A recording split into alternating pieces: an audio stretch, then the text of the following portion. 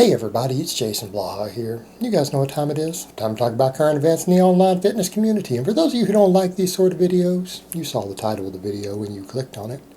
But for those of you who do like these sort of videos, please click like down below to offset those three guys running that dislike bot every single day. It'd be greatly appreciated. Go ahead and do that. Button down there. I'd appreciate it. But one of my subscribers has awared me that Jeff Nipples has made a video about how to train your back for getting wider versus thicker. Well, that's something I know a little bit about. But you guys know who Jeff Nipples is, you know. Hey everybody, it's Jeff Nipples here. So I just ate my Soy Joy bar pre-workout, and I want to talk with you guys a little bit about some conflicting EMG studies that talk about different cables for working different parts of your back, but we don't want to talk about deadlifts. And that's the funny thing, you know, all these guys, they always want to talk about EMG studies with all these cables and everything else for back, right? They want to talk about this stuff until it comes to the deadlift data. And it's just a little side note before we get into this. Why don't they ever want to look at the deadlift data? They're so eager to talk about amazing EMG results until it comes to one of the big three. And they're like, no, we don't want to look at that. We don't want to know how good the deadlifts are for your back. Because that's the thing. People want to talk about what muscles get working. They want to talk about evidence. And believe me, guys, I'm not saying EMG are the be-all, end-all, because they're not even remotely close to the be-all, end-all. Until it comes to something like the deadlifts. And nobody wants to admit the deadlifts is a great exercise. Right? Nobody wants to admit that. They'll just pretend the EMG studies on that stuff doesn't exist. We don't want to see how much the deadlift activates the lats. It doesn't work within our worldview. So he talked about some different conflicting studies as far as this stuff goes and some myths. What are the big myths? You know, bodybuilders thought for years that a wider grip makes your back wider and a narrower grip makes your back thicker. And that doesn't even make sense from a biomechanics perspective. And the big reason I would always point that out is that you get more stretch on the outer lat on any exercise with a narrower grip. You can get a longer range of motion. All right, so a narrower grip or a medium grip is frequently, usually shoulder width. Oftentimes, in my opinion, based upon when you just look at the way the scapula move, can allow for usually a little more stretch with a little heavier weight. And it's a longer range of motion. We kind of come over to that point of generally, and this is why the deadlift doesn't always fit in spite of the data, generally, if you can take a muscle through a longer range of motion with the same load or with more weight, that's usually a good thing from a hypertrophy perspective. And I'm not saying that's a hard rule. I'm saying that's a soft rule that you could write in and say is usually true. The vast majority of the time it's true. It's a good general guideline. But, you know, I've always thought that was ridiculous that bodybuilders had that. And, of course, Jeff said the same thing, him being in bodybuilding circles, that he thought it was ridiculous, too. So he went to look at some of the data, and what he found was a number of conflicting studies, early ones, that showed different things for width as far as lat activation, but they didn't work well because they compared varying supine versus pronated grips, and then the other studies were done that seemed to indicate in some cases that as long as it was pronated, grip width didn't matter for lats. But the problem with that study was that the loads were kept the same, so then when dynamic loading was used and they had actual people trained to like failure, and then looked at EMG data, they found that the medium grip produce slightly higher lat and bicep activation than a wider grip and a real narrow grip does. Well, incidentally, what is it I've generally promoted? Do a narrow grip, guys, on pull-ups.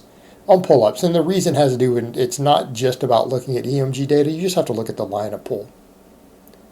If you're generally shoulder width or a hair wider, you're usually going to get the best range of motion.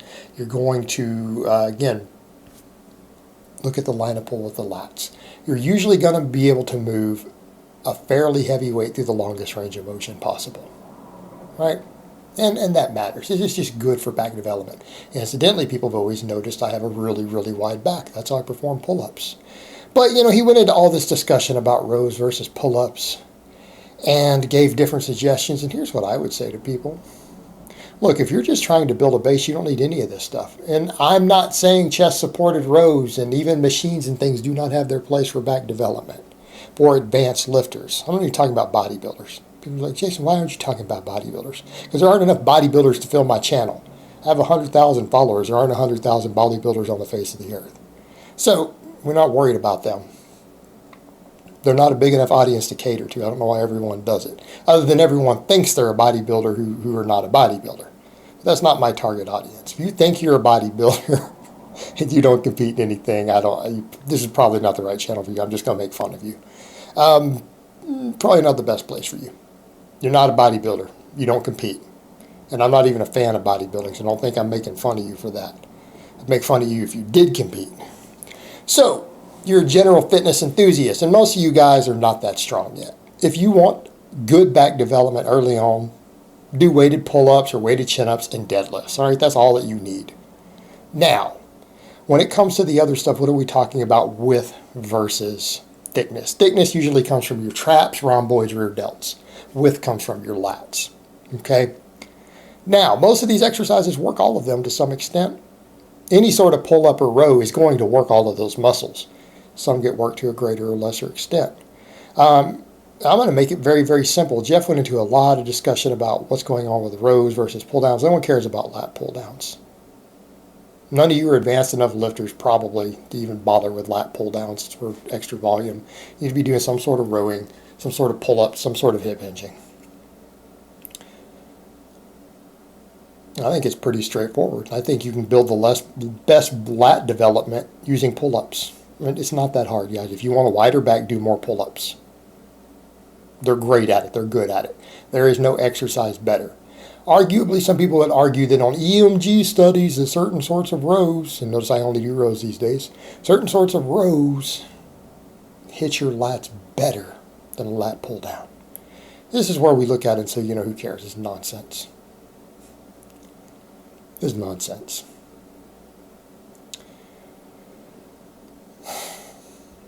If back width is your main priority, do pull-ups, people. It isn't that hard. And then whatever other stuff you can do, you can fill it in with deadlifts. Do medium grip pull-ups. Get as strong as possible on them. Train as much of it as you can recover from. It isn't difficult. Do the full range of motion. Make sure you go all the way down so that your scapula is spread. That stretch matters a lot for your lats. If back thickness is more important to you, do rows. Do very, very strict rows. Do Pendlay rows with a moderately wide grip, fairly high on your chest. Now, is this how most of you need to be rowing? If you're a raw bench presser, probably it's going to carry over to your power lifts. And if you've done any sort of pull-ups or do any sort of pull-ups regularly, your lats are probably pretty well developed. If you're doing rows, let's be realistic here. You're probably not doing them as a primary lat exercise because your pull-ups are going to handle that. We're usually rowing to make our upper back bigger, our mid-traps, rhomboids, rear delts. It's just easier to go a little bit wider grip, a little higher up. If you're using rows as a primary back builder because you aren't doing a bunch of pull-ups, it might be more prudent to grip it a little narrower with a little bit of elbow tuck, right? So this versus this. I only do the latter. That's all I do these days. Why? My back is wide. And my whole back grows from any sort of rowing. I do a lot of deadlifting. My lats grow. They grow from anything. I know that I need more upper back to be a better bench presser. I'm weaker at the bench pressing than I am at these other lifts. Therefore, I do a lot of that. Here's what I would say, guys. Make it specific to what you're doing. If you're a novice lifter and everything needs to grow, you should probably take the more balanced approach to rowing. You should probably do a Pendlay row from the floor. Relatively narrow to medium grip, as he showed, like this. Again, 45 degree. Tuck, like on a bench press.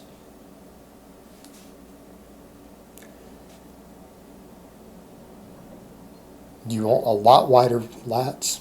Do weighted pull-ups in addition to your deadlifts. If you're a lifter who has the lat development you want and you need, again, a bigger upper back and more thickness, for whatever reason, whether it's aesthetics, which, back is easy to develop anyways. If you train hard and you're a strength athlete, you're going to have a big back anyways. This is a non-issue for us. But if you're doing it because you know that you need a more stable platform to improve your bench press from, a little bit more finesse movement of a slightly wider grip, rowing a little higher, so that you again get that better scapular pinch, so that you work all those other muscles a little bit better. would probably be prudent. That's the advice I would give.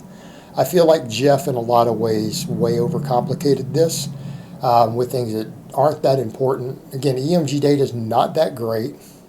All those studies in general that looked at things, they were within the margin of error of what EMG can actually measure. I don't think it's particularly strong evidence for much of anything. Some of it should be common sense with what we know works. And I think I gave you guys some nice, good general guidelines, right? As to how balanced you want your training to be for your back. But at the end of the day, this is almost tit for tat, because ultimately, if you're training hard and you're getting strong on all your basic lifts and your classical lifts anyways, and particularly if you're doing a lot of rowing or pull-ups on top of it, your back is going to be big. Your back is not going to be a lagging body part for you. Pretty unlikely. All right, guys, well, that's really all I have to say on that today. I hope it's been informative, and I will talk to you guys next time.